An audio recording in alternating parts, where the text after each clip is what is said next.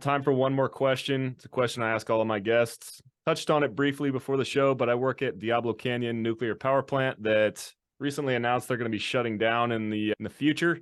And my goal is to replace my income from W-2 space with income from real estate investing. So what's your one piece of advice you would offer to somebody who's looking to do something similar, whether that's escape the W-2 space and start a business, entrepreneur, become a full-time real estate investor? What would you say? I would say if you can avoid it, don't do what I did. Don't don't get fired and then find yourself on the outside. I would say come up with a plan.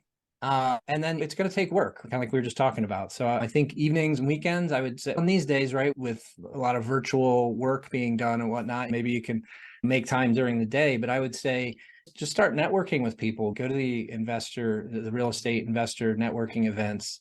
Try to connect with people who are doing cool stuff that you think is interesting, and do your due diligence, ask the questions.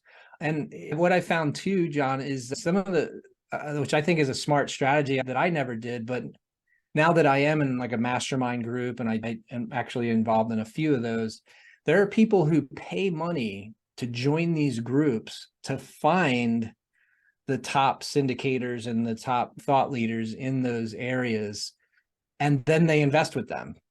So it's a little investment of time and money up front, but you're learning and you're finding those syndicators and those thought leaders in that asset class or whatever that you think is interesting or has a future.